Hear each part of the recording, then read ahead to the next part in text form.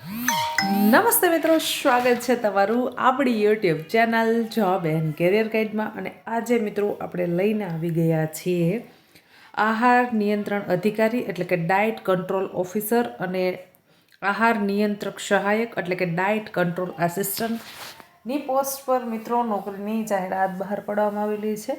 પગાર ધોરણ પણ ખૂબ સારો છે.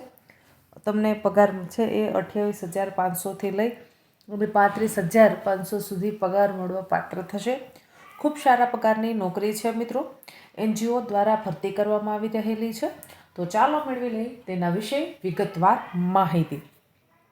રાજ્યમાં પશુપાલન ક્ષેત્રે સંસ્થા દ્વારા પશુઓ માટે સુસંકલિત આહાર અને ખનિજ મિશ્રણનું મહત્ત્વ વધારવા માટે કાર્યક્રમ છે તેનું સંચાલન કરવામાં આવી રહ્યું છે.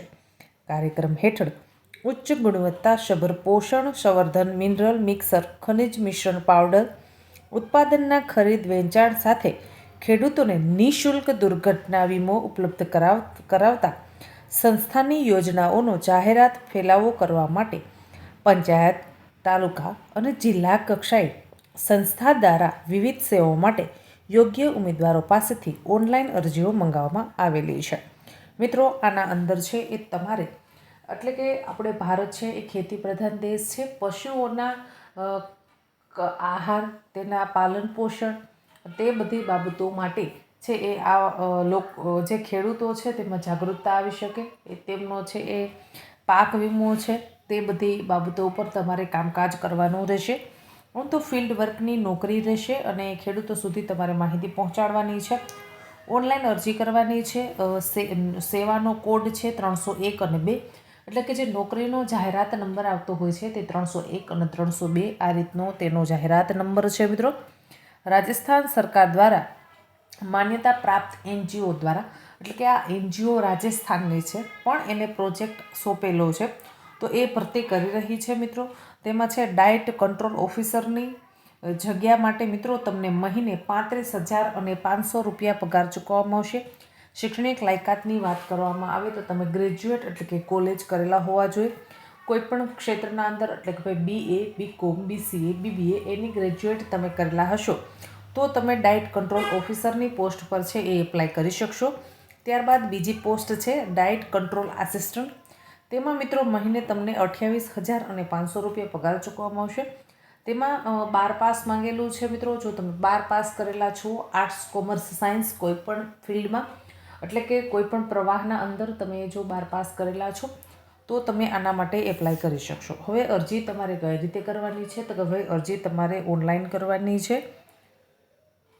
ઓનલાઈન અરજી કરવા માટેની મિત્રો વેબસાઇટ નોંધી લેશો પશુપાલન પ્રબંધક.com. હજુ એક વખત વેબસાઇટ બોલી જાઉં છું.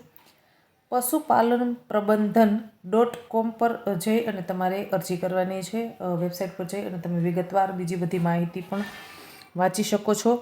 અરજદારોને સલાહ આપવામાં આવે છે કે ઓનલાઈન અરજી કરવાની તારીખની છેલ્લા સમયની રાહ જોયા વગર ફટાફટ અરજી કરવા માંડશો. અમુક વખત આપણે છે ભાઈ એવું વિચારીએ કે ભાઈ છેલ્લે અરજી કરીશું તો એમાં છે ઘણું બધું સર્વર છે એ સ્લો ચાલતું હોય છે અને સમયસર આપણી અરજી નથી થતી. તો મિત્રો આપણે છે એ સમયસર અરજી કરી દેવાની છે. અરજી છે એ તારીખ 18/12/2025થી શરૂ થશે એટલે કે ભાઈ આજથી ફોર્મ ભરવાના શરૂ થઈ ગયા છે અને છેલ્લી તારીખ છે 10 જાન્યુઆરી 2024 એટલે કે 10 તારીખ સુધીમાં તમે ફોર્મ ભરી શકો છો. 10/1/2024 મિત્રો ફોર્મ ભરાવવાની તારીખ છે.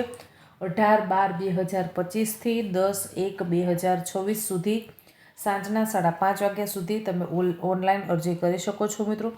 બધી જ વિગતવાર માહિતી આ વેબસાઇટ પર આપેલી છે. આશા રાખું છું કે તમને આ માહિતી પસંદ આવી હશે. જો માહિતી પસંદ આવી હોય તો વિડીયોને લાઇક કરો. હજી સુધી આપણી યુટ્યુબ ચેનલને સબસ્ક્રાઈબ નથી કરી તો ચેનલને કરી લેશો સબસ્ક્રાઈબ. ધન્યવાદ.